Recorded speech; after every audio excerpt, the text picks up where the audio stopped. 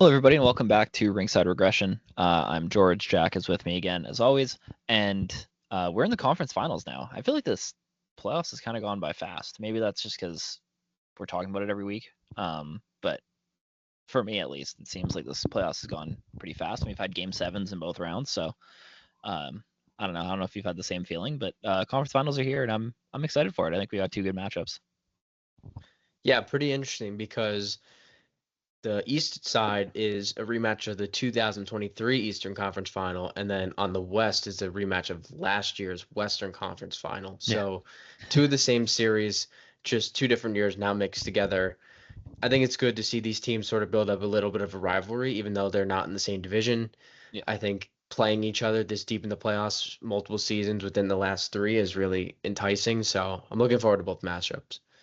Yeah, so am I. It'd be interesting to. I should have done this before. I just thought of this now, but it would be interesting to see if the NHL did do a 1v8 format, if these teams would have played each other before then. I have no idea. But uh, it it is fairly interesting matchups. I think they both have intriguing sides to them, despite the fact that everybody thinks the Hurricanes are boring, which I'm sure we'll get into.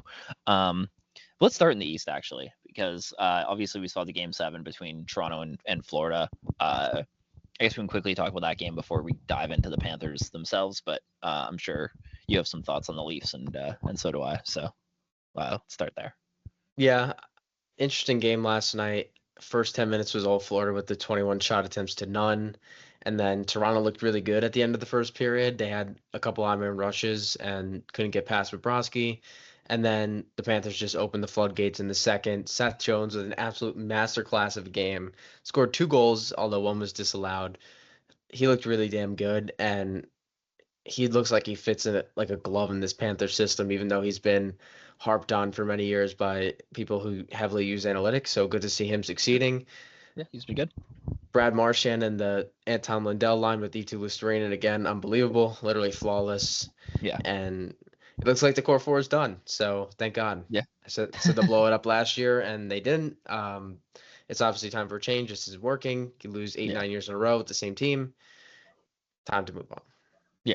So quickly, actually, just following up with my comment about the two rounds, both of these series would have been first round matchups in a 1v8 format. By the way, that's really funny to me. It would have been 5v4 in the Carolina Florida, and then 3 versus 6 in the Edmonton and Dallas series. So I think that's really funny that No one seeds. both of these would have been round one matchups, in which I think kind of does speak to this format kind of being awful, because these are round one series that we're seeing. And then we had Colorado Dallas in round one instead. So I don't know. That's just my rant about the playoff format. But anyway, um, yeah, the Toronto thing's super interesting, right? Because there's been so many narratives now that it's like it's too hard to play in Toronto, right? You had Brad Marchand and Paul Maurice both coming out and being like, well, the fans put a lot of pressure on these guys. It's like I understand that Toronto's a market that's different than a lot of markets in the NHL, but like, you don't think Connor McDavid's feeling pressure every night when he goes out and doesn't score 2 goals a game? Like, because that's the expectation, right? Like, or I guess 2 points a game, right? Like any game where McDavid has a point, people are like, oh, he didn't play very well tonight. It's like you don't think that there's pressure on teams like Boston or Detroit when they were going through their dynasty runs. Like those markets weren't pressure on them. Have you seen the Knicks fans? These playoffs in the NBA, like they're having parades every win, right? Like you have Eagles fans parading in the street eating like dog poop off the side of the road when they win Super Bowls. You don't think there's pressure on those markets when their fans go crazy? Like it's such a lazy argument for me that like, oh, it's hard to play in Toronto because the media is on you. How do you think LeBron James feels playing in Los Angeles? Like, how do you think the Dodgers feel every time they step on the field and they don't win a random game against the Angels? Like, they just got swept in the series against the LA Angels, and people are freaking out. And it's like a month into the MLB season.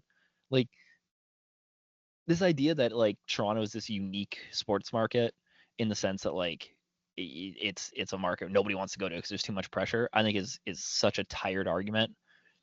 And based on the prices that those fans are paying to go to games, like they deserve to be upset. They deserve to throw their jersey on the ice. Now, I don't think that that's a smart financial investment to throw a $300 jersey on the ice, but like overall, like I don't the idea that the fans are the reason why this team's not performing is really, really lazy, and I think it's a really strange. Like, have you seen European soccer fans? Like every time a European soccer team loses, is it the fan? Like when PSG could never win Champions Leagues with like Messi and Mbappe, was it the fans' fault that was happening? Like it's such a bad argument, and I don't like it. Um, I think it's like the media just trying not to pin this on the team, and I feel like on top of that, I mean, I don't think Craig Brewer is getting enough um criticism for this round 2 series. Like the problems that happened during the Sheldon Keefe era were the exact same problems that just happened. Now that could be a symptom of the roster itself, and that's kind of what I've been thinking throughout this whole thing. But like the core four didn't show up. Like Nylander had a good first round and a good first half of the series, but he didn't really show up in the last half of it. Austin Matthews has been dormant. Mitch Marner was gone. Like the same thing happened under Sheldon Keefe. Like this team still can't win game sevens. I don't know. It's just I'm not saying that Craig Brewer is the problem. I'm just saying that like Sheldon Keefe got a lot of criticism for it. Some of it was justified. I think a lot of it wasn't. And now it seems like the media and everything is giving Brube a pass and pinning it on Mitch Marner, who's not going to be a Leaf in like a month and a half. So it just I don't know where you go from there. I mean, this feels like the team that's going to throw $9 million at Sam Bennett, right? Like that's that's what it feels like. That's not going to solve the problem, but No, definitely not. like that's where we're going, right? Like there's no other. They're going to use the Marner money to sign Sam Bennett to a 7-year deal, and I I don't know. We're But obviously we'll do a preview doesn't on that them, but just put you on at square one with a player like Nazem Kadri? Getting yeah, rid of Nazem Kadri like yeah, 7 years ago, whatever it was. Maybe not it's gonna be 7, really but funny when Mitch was it? Marner It was joins 6 years the. ago. What was it? 2019 they got rid of him. I think so. Yeah, 2018, I think, and then he signed in 2019, right? And then he won. Yeah, and then they won the. I don't know. I think so. Yeah. I think after the 2019 Bruins series, I think they got rid of him. Yes. Yeah. And then he joined the list of Colorado. with Phil Kessel as a former Leaf that couldn't win and then won. And I think Mitch Marner is gonna join the list too. Honestly, like Yeah, wherever like Mitch Marner what's your signs. like regardless of where Mitch Marner signs, right? Like let's say like like you don't know where he signs. You're just gonna put money on it now. What is more likely over the next 7 years, that Mitch Marner wins the Stanley Cup or the Leafs win a Stanley Cup? Mitch And you don't know Marner's where he winning the signs. cup. Yeah, I agree. Absolutely. It, like even if he signs in Chicago, like I think Yeah, they're Chicago gonna is be more good in likely. 3 years, Yeah, like yeah, especially with him or on the team. yeah, or San Jose or Anaheim or any of these teams that like are bottom of the league that are he's rumored to go to. Like, uh, yeah, like I it's think gonna be really funny. I kind of want Carolina to get him. Oh my god, that'd be so funny. Just have like first line of like Svechnikov, Aho, Marner. That'd be Yeah, really like scary. after he declined the trade, the Rantanen deal And then you too, just and then he signs with Carolina anyway. yeah, and then you can have a secondary wave of like Logan Stankoven, Seth Oh, Jarvis. that team would be fun. I already have Nikolai Ehlers penciled in as the Hurricanes free agent ad this year, so like That could work too, considering the yeah, Jets lost in the second round. I could see it. yeah, exactly. Which we'll talk Speaking about as of the well. Hurricanes, should we Yeah, take a look at this series, Florida, sure, Carolina? yeah, yeah, absolutely. Well, I guess quickly, Washington looked about as inept as I expected them to. Um, I think it speaks more to the fact of how far away the Canadians might be than how good Carolina is at this point. Because I really don't think Carolina has had much of a difficult road getting here. Like they were my team to come out of here, and shout out to the Carolina Hurricanes for being the only team in the Final Four that I predicted to get here. So, I think same. I think same those for are my me too. boys. Those are my boys. So yeah, but like their road really wasn't that difficult. Like compare like by far the easiest road of these four teams. But I also think Carolina's a good team. So we'll see if they can win a game in round three. Um, for like the first time since they won the Stanley Cup. So good for them. But yeah, Florida, Carolina. What are kind of your initial feelings going into this? I really like some of Carolina's scorers and how they've come along in these playoffs, especially Andrei Svechnikov having a bit of a resurgence run. I think he has 7 goals, which is leading the Hurricanes. Something like that, yeah. I also think their back end is pretty interesting. I think it might be the best blue line we've seen them have since the Dougie Hamilton days in Carolina. Having guys like Sean Walker and Shane Gostisbehere back there now. And even they have a couple young guys too, like Nishishkin and Scott Morrow as well, that can step Mhm. in if any injuries happen. So they're loaded back there. I think Freddie Anderson's looked the best he has in Oh, his he's been entire so career. good. So that's going to be a huge X factor. And yeah, I'm just excited to see this team compete. I think they're going to give Florida a really good run for their money. I think this is a matchup that Florida doesn't want, but I think they can handle, if that makes sense. Yeah, I agree. I think this, especially based on like what the Panthers just had to come out of. Um, I don't. I don't. I think this could be a series where if Carolina can jump on them early, um, then that would be good. And I think the way that Carolina plays too, it's going to be really important because they're just kind of like the Panthers are unrelenting in the fact that they just have this constant waves of forechecking, whereas Carolina's very much like they'll go to the corners and they'll like battle for those pucks after their spam point shots, um, which like is the thing that I don't think gets talked about a lot is the fact that like people are like, oh, the Hurricanes are boring because they just like shoot from the outside a lot, but that's not the offense. Like the plan isn't just to shoot from the outside; it's to get pucks into the high danger area in a unique way, right? Whereas the way I look at it is like this, and I think Jim Montgomery did a better job of like talking about this in I forget which press conference it was. But he had talked about the Hurricanes offense. I think it was last year, the year before. It might have been when he was with Boston. I don't think Rob Brandmore like explains it well enough. But essentially, like they use the point shots as passes to the slot. Like that's how they set up their offense. Is like instead of just passing it there, they also try to get a scoring chance off of the shot. But the primary objective is to get the puck into the danger area. Like it's not to score on the initial shot. And I think that's really fascinating. And I'm not trying to be like, if you think they're boring, then like you just don't understand because like I don't think that's necessarily the case. Like that type of hockey isn't for everybody. But in the end of the day, I mean, they're winning hockey games. They're getting to like this is what their third conference final in 6 years, 6 or 7 years, which most teams can't say they've done. So uh, it's working to some extent, and they have the players for it. So I respect it for what it is. And I don't think it's boring. And Carolina's really fun, and I like the Hurricanes. So uh, I'm excited for it. I'm rooting for them, and I hope they do well. As fun as the Panthers have been as well. I think it's a interesting style and one that we haven't seen, but I also don't think it's a style that they're ever win with, to be honest with you. It'll get It's gonna them be to the interesting. conference Like final, but yeah, I that's mean just the way they I see have it. like here's the thing about the Hurricanes though, like the way I see it is that this was kind of like a punt year, right? Like they obviously they trade for Rantanen, but then like post Rantanen trade, like everybody kind of wrote them off. And again, like the Metro was not the hardest division to get through. But like the fact that they're in the conference final on a year that was kind of like punted away at the trade deadline makes me believe in the system to the point where like I think if they can get like the optimal roster for this team, um, that they could eventually get over the hump.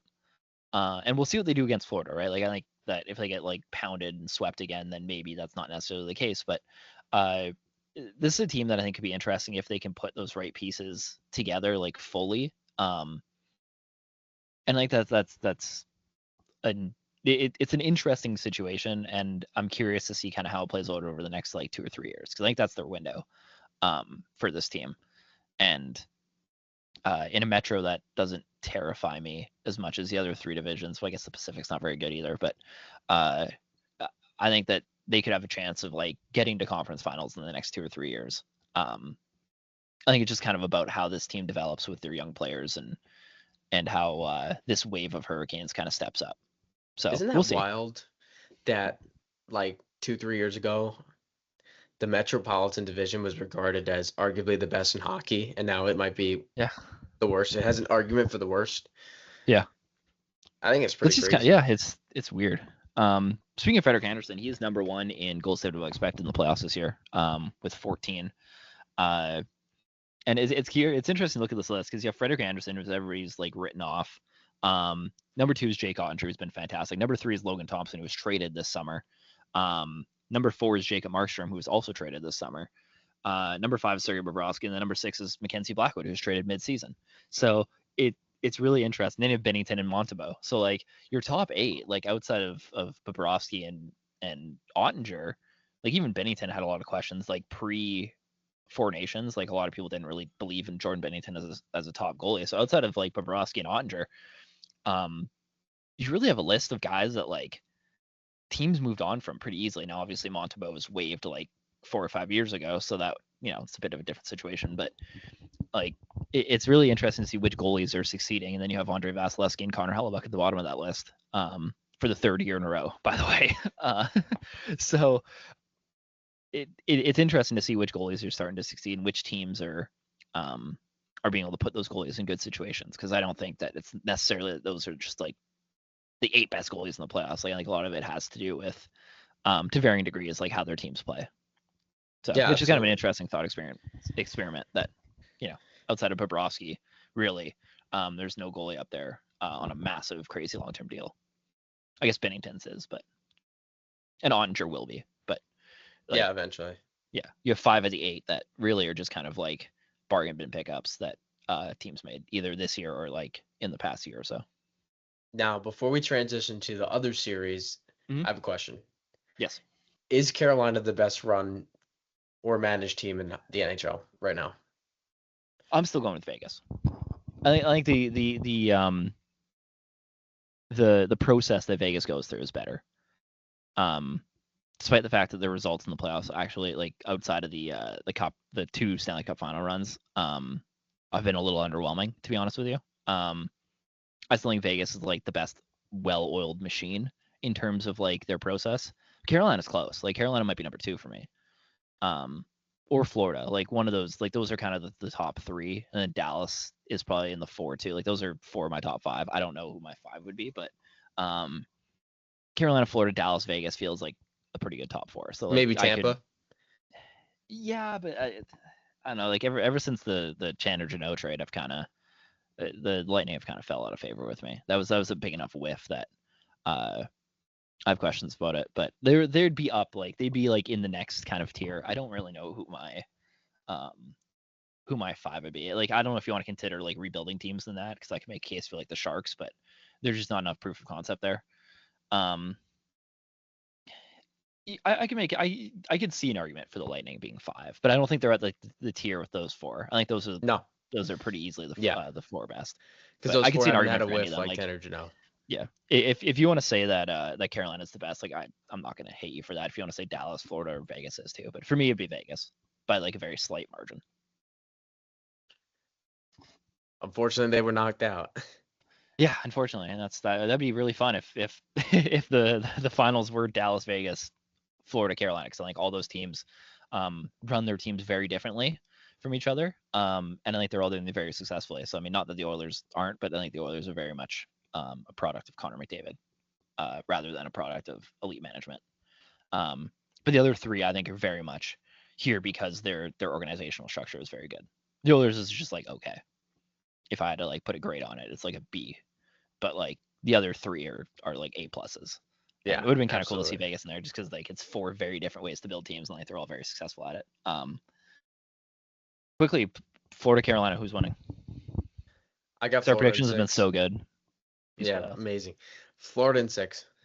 I just want to see the haters freak out. I'm gonna go Carolina in 7. I just want to see the world burn. And I think Carolina getting to a Stanley Cup final. And more importantly, I think the funniest, by far the funniest Stanley Cup combination here is Carolina Edmonton, because that means that the Hurricanes traded away Mikko Rantanen and then made it to the Stanley Cup final, and they didn't. I think that's just by far the most hilarious way for this to play out. So that's like my hopeful Stanley Cup final is Carolina Edmonton, just because the Yeah. chaos that would cause. I mean, you could argue Dallas winning to have a match between the 2 teams, but he only played 13 games there, so I don't Yeah. really. I just think because like the whole narrative around Eric Tulsky after that trade was like he just screwed up and like he just like sold his team's like chances to win a cup. So like the fact that like I think him getting there and the Stars not getting there is just hilarious for like the narratives around this. I think the best Stanley Cup matchup here would be Florida Dallas in terms of like Yeah.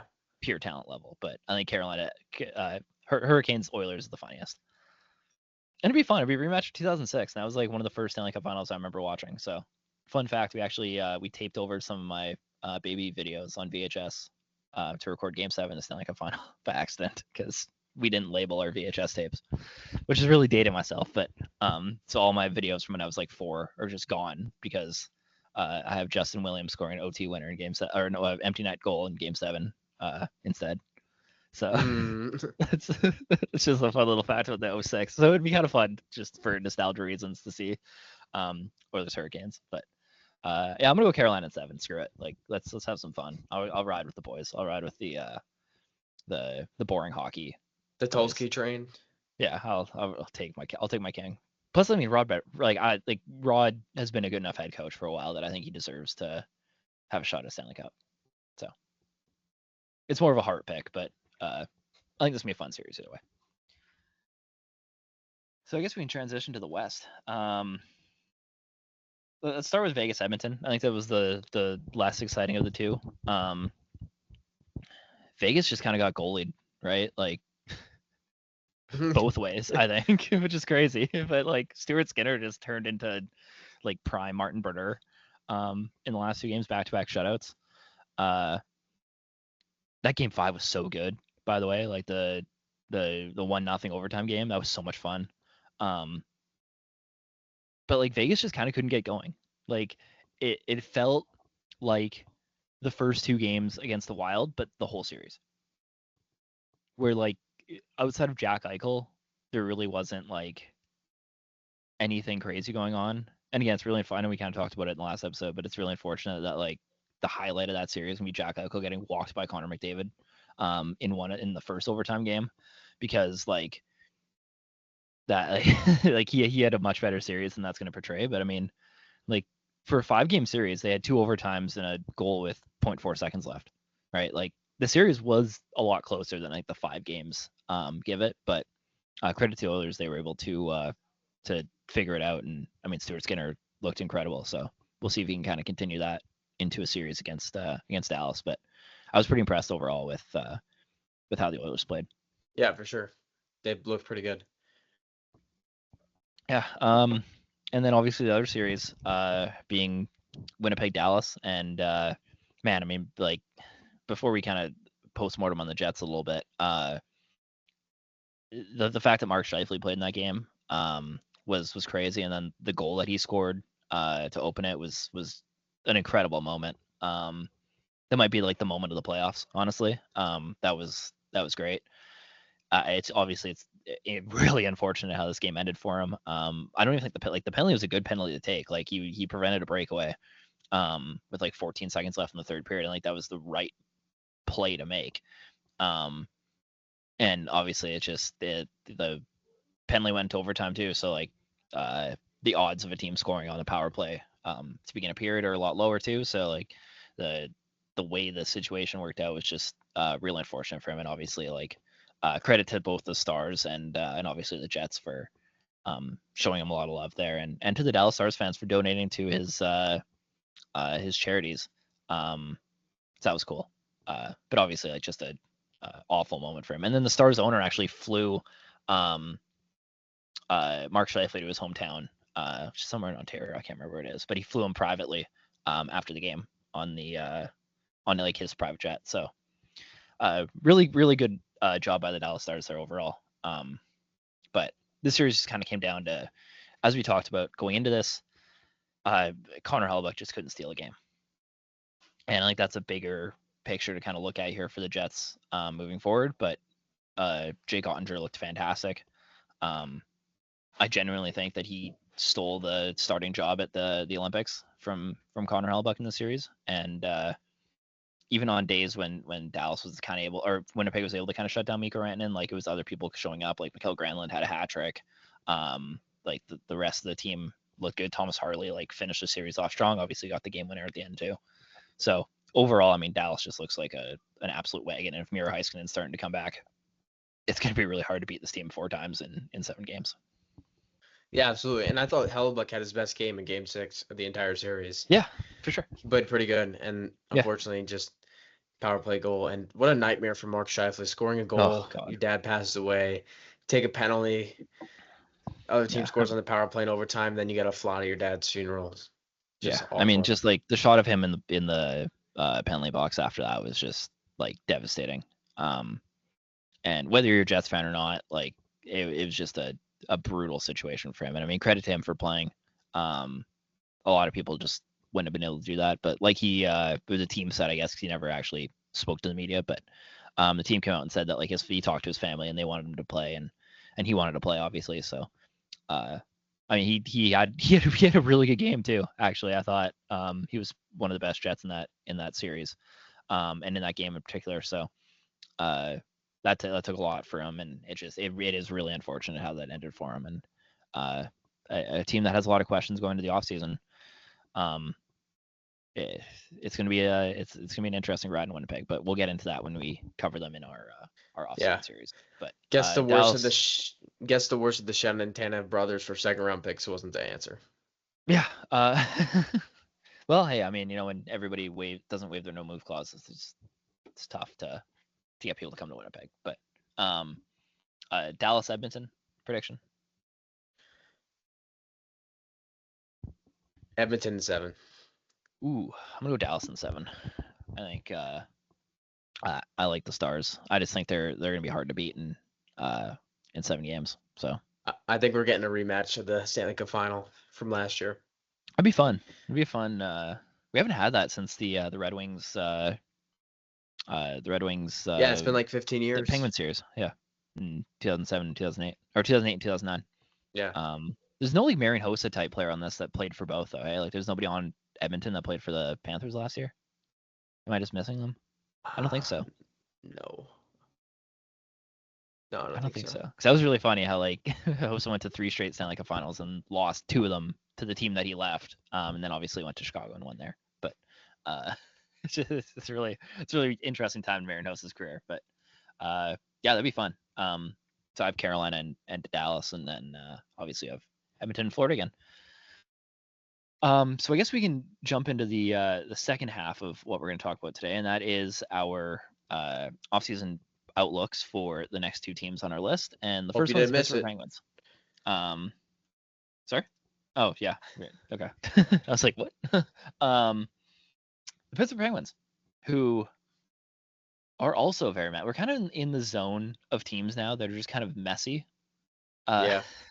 That's really what we've been covering over the last little bit. It doesn't stop. Like it doesn't stop here. But man, like what do you do in Pittsburgh? Like, is there an Erik Karlsson trade to be made? I guess that's the biggest question, because he feels like the most, like, I don't buy any of the Sidney Crosby's getting traded rumors. No, I think Crosby's a Penguin for life. Yeah, unless he says that he wants to leave, and I just don't see him saying Although, that. Hey, maybe Nathan McKinnon can convince him at the World Championships right now. And hell, I mean, he looks like he's having a lot of fun playing with Macklin Celebrini right now. So, did you see that pass by Celebrini? Unreal. Oh my god, like that was incredible. That was, even Crosby was like, holy shit, like that was good. So hey, maybe Sidney Crosby of the Sharks, like put him on a line with Will Smith and Celebrini. That'd be fun. Yeah, why not? That was incredible. And what a moment for Celebrini too, to be playing like in the World Championships with Canada with Sidney Crosby. Like that's really cool for him too. So that must be an awesome moment. It really looks like a collision course between the States and Canada in that tournament, because they're both just blowing everybody out. Except for that Norway game. Ooh. Yeah, hey, I mean Norway's sneaky, and Ehlers is going to play for Denmark too. So that was announced today, I think. Watch out for Emil Lilleberg. Yeah. Captain. Yeah. So the Penguins. What are we doing? Like there's not a ton of free agents here. Trade Rickard Rakell and Erik Karlsson. Yeah, I think that's kind of it, right? Like, I don't see any like. You got to cash in on a 30-goal season from Rickard Rakell. Yeah. They probably could have gotten so much from at the deadline. That's true. They probably still can. Like, I don't think that it kills his value all that much. And I think honestly, what it probably came down to, and what I hope it came down to for the Penguins, is they wanted picks for next year's draft. Yeah, I can see it. And teams just weren't willing to do that. But if you trade them after July 1st, then they don't have much of a choice. So I think that honestly might be what it came down to for them. Is there like this is a crazy question. How much cap space do the Penguins have? What are they at? I hate how cap friendly. Puckpedia sometimes isn't 100% accurate. It says they have about $2 million cap space, which feels right. If they're able to move the Carlson contract for a significant amount, and they move Raquel with nothing retained, and they have about 13-ish mil in cap space after that. Where do you put them? And I'm not saying this is going to happen, but like, where would you rank them among teams in the Mitch Marner sweepstakes?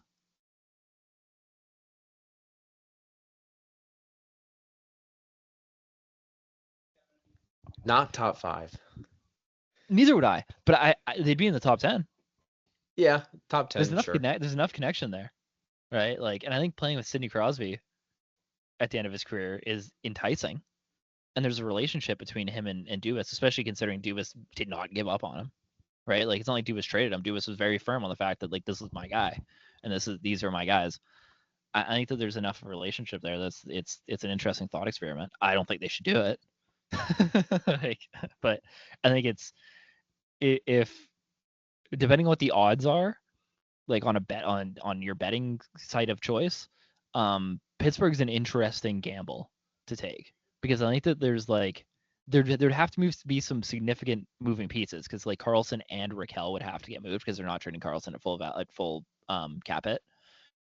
But I think it's an interesting thought experiment to go through. I don't Because, man, like like give Mitch Marner a year of Sidney Crosby and he's putting up like 100 plus points, right? Like, Didn't he already put up 100 plus points in Toronto? yeah. Did he hit 100 this year? Yeah, he's get. I think he had. Yeah, actually, I think he did. So like maybe he's at hitting 110, 115. I would love to see that. It'd be fun. It's just after like 2 more years, right? Years 1 and 2, that contract looked great, but then what about years 3 through 7? Well, years 3 through 7, you're rebuilding the team around Marner, right? Because Crosby and Malkin are probably gone, and Letang's gone, so you have a ton of cap space. Yeah. Like, there's a world where they can make, like, I think the hardest years of that deal are the first 2, honestly, because you just have all this baggage, because you can't move Malkin, you can't move Letang, and you can't move Crosby. But as soon as they retire, like, you have all their cap space plus like the extra 25 million you're going to get in the salary cap. Like, if the plan in Pittsburgh isn't to tear, like, because there's 2 directions you can go with the Penguins, right? It's you ride out the Crosby Malkin era, and then once they retire, then you be bad for 5 years, right? Like that's option 1, which is a viable option. That's what Chicago is doing. Or 2, you get the player that you're going to build around now, and then you just wait out the next 2 years, and then you have a ton of money and a bunch of assets, and you can kind of just attack it, which is an interesting way to do it. I'm not saying it's the right thing to do, but it's certainly an option. And it's an option that, like, makes sense for the GM, I guess not the GM of this team, but the president of hockey ops for the Pittsburgh Penguins, because he did it already, right? Like, I kind of like the second option, only because it's I interesting. think we look at guys like Brad Marchand who got moved at this point in their careers and didn't retain much value, although it did turn into a first-round pick. So I think the Penguins would struggle to shop players like Malkin and Letang, who have no move clauses and probably don't want to get traded and probably want to get optimal returns. And plus, having those guys on the team would get Marner to sign here anyways. Exactly, because the only reason why he'd sign in Pittsburgh is because Crosby's there, right? And the relationship he has with Dubas. But like, it's mostly because of Crosby. I think it's like, obviously they did have to move a bunch of guys, right? Like they'd have to clear cap space. But then my other issue with that is that if you bring in Marner now and you still have guys like Crosby on the team, you're not really in contention for a lottery pick to really. Yeah, but they could push for a playoff spot. I'm sure ownership doesn't want them to be bad with Crosby. Like, I'm sure they want to make the playoffs one more time, right? Like, as an owner, you're looking at this and you're saying we have to go on. We have to be able to push one more time with Crosby, Malkin, and the thing. Like, we're not just going to be a dumpster. We're not, because they're not going to be, like, the thing is that the team's not bad enough for a top 5 pick now. Yeah, they're not. So it's like, they're kind of with the new coach. We'll see. It's true. But they're like, I can't see Sidney Crosby being on a bottom 5 team in the NHL. Like, I just don't believe that's going to happen, especially with like how bad some of the teams are at the bottom of the league. It would be hard for that to, obviously injuries and stuff can happen, but like, I don't think this roster is bad enough to be a bottom 5 team next year. Maybe the year after, depending on the regression of everybody, but it's an interesting thought experiment. Again, I don't think it happens. I'd probably put them around maybe like 8 if I had to list the teams that I think I Should we would make a bet quick on him list? going to. Sure. Real This is quick, fire the away. Mitch Marner Super State. I mean, this is not in order, but like Chicago, Anaheim, and San Jose, I think have to be the top 3. Um, just based on cap space and situation and everything, and just I think there's a lot of appeal for those teams. Yeah. I've heard Detroit. I don't know if I'd bet on Detroit. I've heard the Islanders get brought up. Again, I don't know if I bet on the Islanders. Detroit's interesting, I guess. And they're kind of in a moment where they can make a move like that. Do you put Pittsburgh ahead of Toronto? I think it's the important question here. No, I would not put Pittsburgh ahead of Toronto. Okay. I might just Carolina based on how this maybe. ended. Carolina wants him, obviously, because like they wanted him in the Rantanen trade. I just don't know if he'll want to go there. But Carolina's interested. They've shown that they're interested. They offered a trade package for him. If they win the cup, I think he'd go there. Yeah. Although if they win the cup, on the other hand, it could be them like not wanting to spend money. But like they have the cap space, they have the assets. Like that's not impossible. I just don't know what other teams are. Like I mean, LA is an interesting team. I just don't know if they'd be willing to move out the assets to make that happen. What about Utah? Well, Utah's trading for David Pastrnak, so yeah, the mammoth. But yeah, no, I think Utah's an interesting. Like that's an interesting fit. That sounds weird. What about the mammoth? Yeah. That's their name now. Yeah. Did we talk about the logo? No, we didn't. Let's talk about it real quick. Yeah, sure. We have Utah coming up, but like I don't hate it. It's fine. It's very corporate. It's very like. It's nice. It just looks like an EASHL logo. Yeah, the Outlaws one was significantly worse. Like those were the two options. Like realistically, those were the two options because they were never going to name the team the Hockey Club. Overall, like the best choice was the Utah Yeti. Especially with that logo they had for the Utah Hockey Club. Like, oh my god, that logo was sick. This was the best option of the 3 overall. Yeah. I think the worst decision was the jerseys. I think the jerseys don't look like I don't like them at all. It's just like a dark, like blackish color again, and like dark blue. And then the road jersey is just like the same jersey they just had. Yeah. Which like would have been fine as a third jersey. Like I think they should have kept the way I would have done it is I would have made the powder blue your primary color because no other team has that. So you can claim that as your own instead of just being another Winnipeg Jets clone. Because you have Winnipeg and you have Seattle and you have Vancouver and you have all these other teams that are like this dark blue, black color, and it's just like it's kind of boring. So make the primary jersey powder blue with the dark blue accents. I think would have looked really good. Like think of the Jets third jersey with like the Jets word mark across it, like that color, and then just like that kind of style. And then your road jersey is just a flip of that, and you could have your alternate be the black jersey with the Utah across it, like just as a homage to what the team was.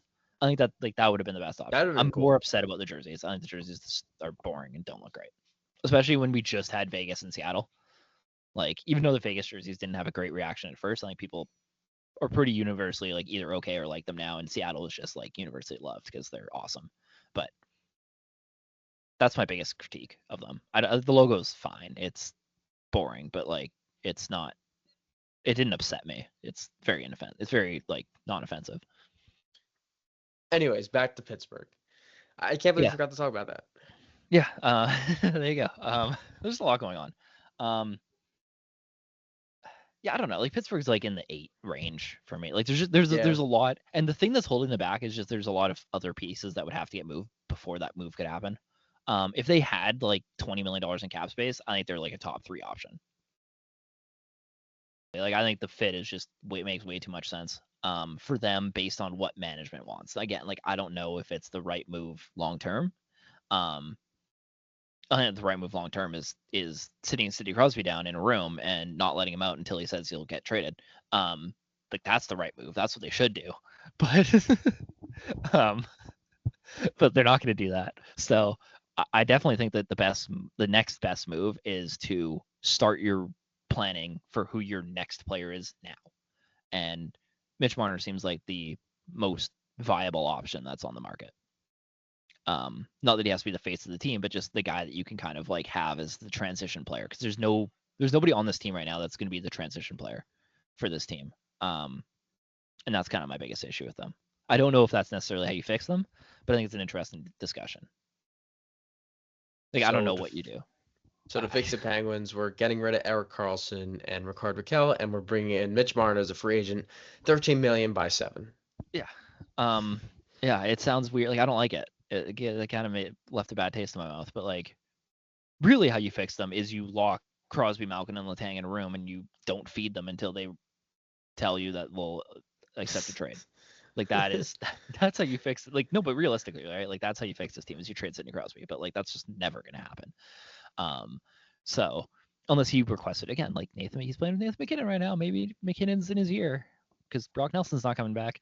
So maybe that discussion's happening. Who knows? I don't know. But barring a Sidney Crosby trade, I actually think that the best course of action for this team long term is to bring in Mitch Marner. As crazy as that sounds, like I genuinely think that that's like, because you can't just run this back. I mean, I guess you could just run this back if that's what they want to do and just wait it out until like, but the other, like, if for the last like 2 years or however long Crosby and Malkin are here, and they like if they never made the playoffs again in their 10 years, like, is Kyle Dubas here to rebuild the team? Like, I don't know what the leash is on it. Like, I don't know what his leash is, right? Because like, are you gonna, or like as a fan base, like, are they just gonna let the last like 2 or 3 years of Crosby and Malkin go away and then be like, all right, guys, strap in, we're going through a 5-year rebuild? Like, I just don't. I don't think his lifespan is that long. Like, that seems like a long time. Yeah. That's like almost 10 years of him just not doing anything, right? Like, that's like, yeah, because that'd be 5, 6, 7, 8, 9 years that he's been there of them like not even getting any, like, of zero playoff appearance. Like, that's insane. Like, I just don't. I can't see that. Is that the same amount of time you'd spend with the Leafs? Yeah, I think more? so. I think it was more. Yeah. Like, that's what I mean, right? It's great to just sit here and be like, yeah, like, after the Crosby Malkin era are over, like, they'll just rebuild it. But like, none of this management team's gonna be there.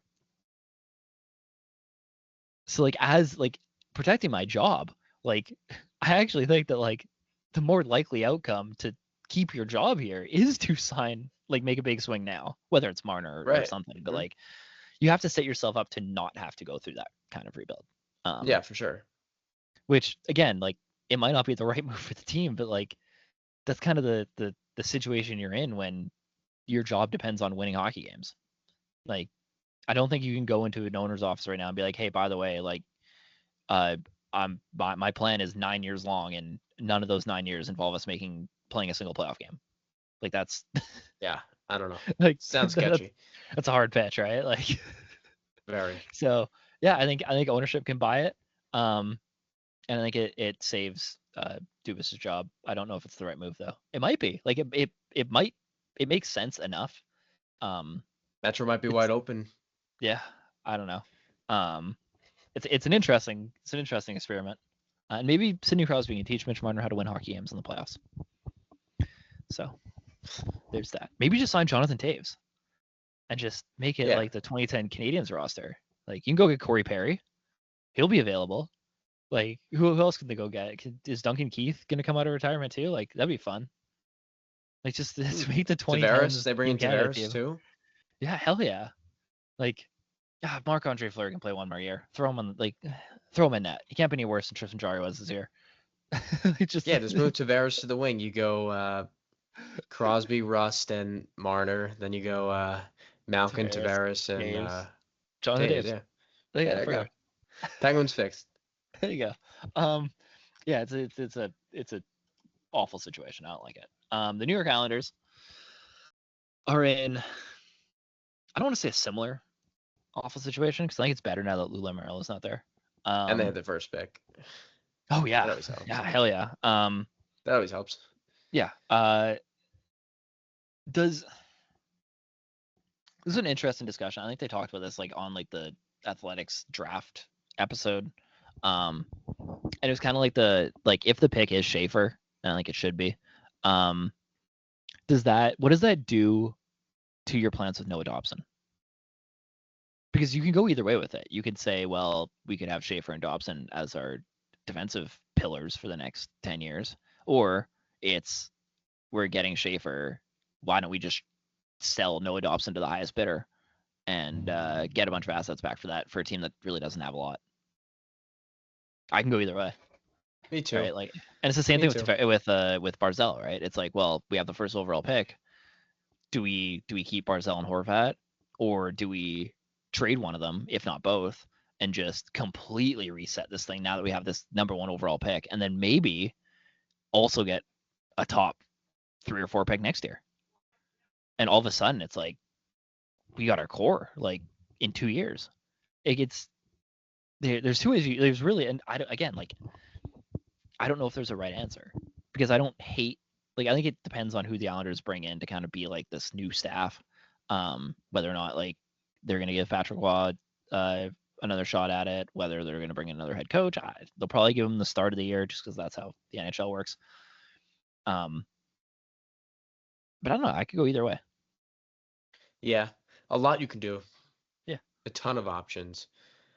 I'd be interested to see the move off of those guys just for a shakeup around the league. I think that'd be intriguing, but I could also see a world where they're all stay. And I don't know if a guy like Schaefer's NHL ready right away. He might need a year or two. I don't know. Which is fine. We can be that for a year. We can be the 2014 Buffalo Sabres for a season. I'm okay with that. Just whatever veteran wants to sign here for like $5 million can come for a year. Like, that's cool. We could be the Blackhawks pre-Connor Bedard. Like, I'm okay with that. Let's just be really bad and then get a top 3 pick and a way better draft. I think that's a good move. I don't hate it. Like, I think that's probably what I would do. Is I would say, I think I'd be more hesitant to move on from Dobson. Of the 3, like, he'd be the guy that I'd be least willing to move. But I think you shop Semyon Varlamov if somebody wants a goalie. You keep Sorokin because he's signed and he's got a no move clause, and you're just kind of locked into that now. But shop Semyon Varlamov, see if you can get something for him. Maybe you can get like a late first this year because of how bad this draft is. You sell Bo Horvat to whoever you want. And you Where's Bo Horvat going? Boston, maybe. Boston or Nashville? Assets. Nashville has the assets for it, right? Like, maybe you do a Horvat O'Reilly 3-way trade and you send Ryan O'Reilly to somewhere, and then you just have Bo Horvat be the first line center there. I think you send Bo Horvat to Nashville, Barzell to Montreal. Yeah. Oh, Barzell to Montreal makes so much sense. And Dobson, if I'd say maybe you can keep Dobson. I'm fine re-signing Dobson. The team's like he's not good enough to. He's not a Quinn Hughes. He's not going to carry the team to relevancy. Like, he's good, but he's not a huge point producer, so that's fine. Like, they got the whole Anthony Duclair saga going on too. Yeah, he can go too. That's fine. Send him out. Yeah, send him wherever he wants. Whatever. And you still got guys like Anders Lee. He can be there. He's not good enough to bother me. Like, the rest of the team just isn't good enough to like offend me. But I think you move Horvat, Barzell, and you just reset it really quick because you can get like a top 3 to 5 pick again next year. And I don't know if this probably wouldn't have been my strategy if they hadn't got the number 1 overall pick. Well, I probably would have still said to trade one of Barzell or Horvat and just kind of like soft reset it. But the fact that they have this opportunity to like completely rebuild the entire identity of this team in a very, very short amount of time, it's fascinating to me. And I think, especially with a new regime coming in, it's a very good opportunity for that regime to kind of put their footprint on this team immediately. And you can trade Barzell for whatever you see fit. You can trade Horvat for whatever you see fit. And this entire identity of the New York Islanders flips into whatever you want to build it as. And very few GMs have an opportunity to do that outside of expansion draft GMs. And like, that's really fascinating.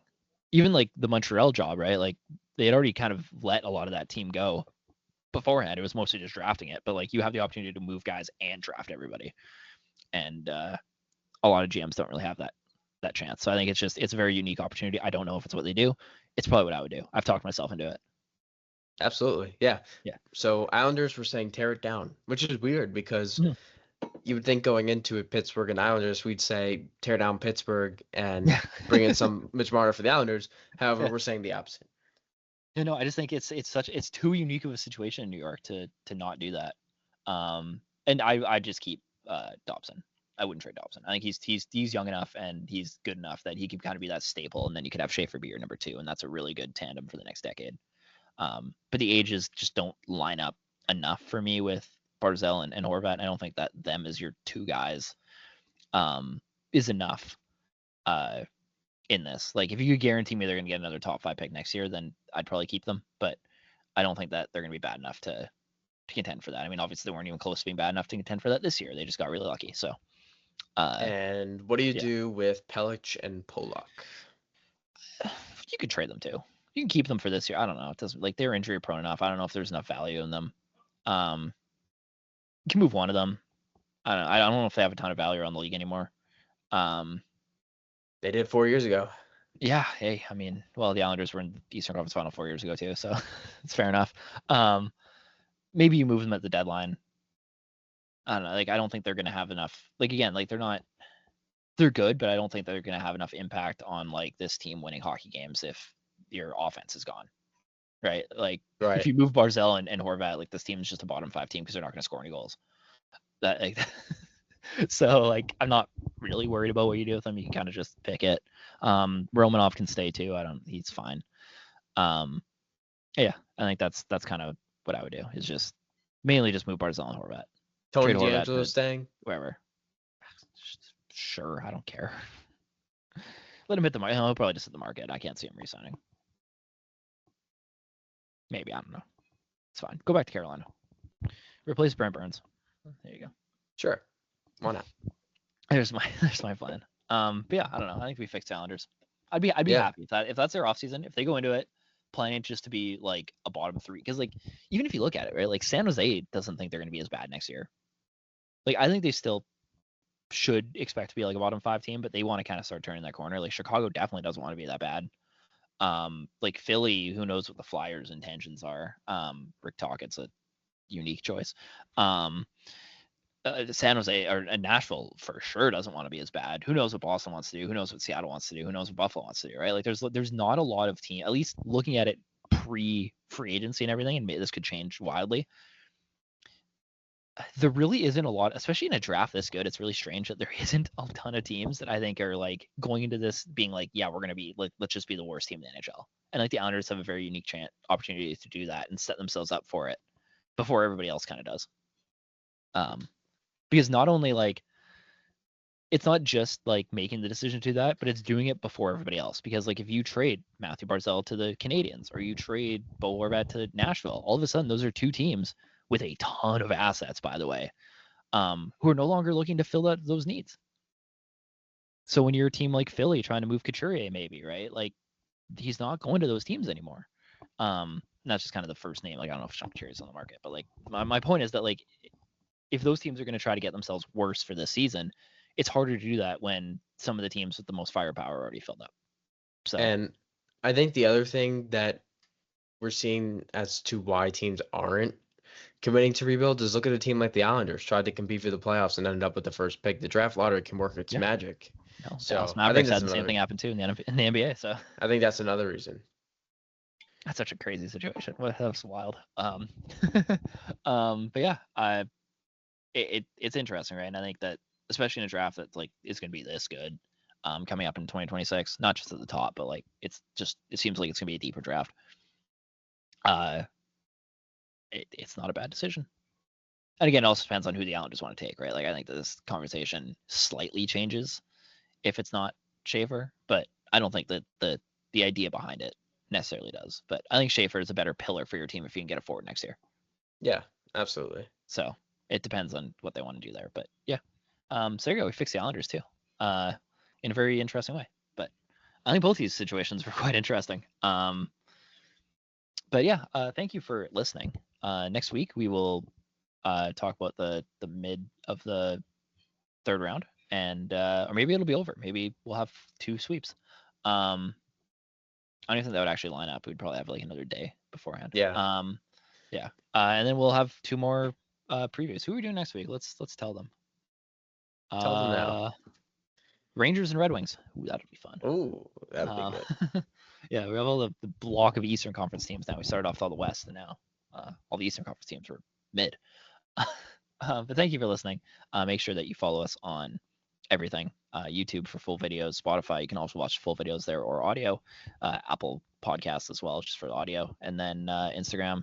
And yeah, thank you for listening, and we'll see you guys next week.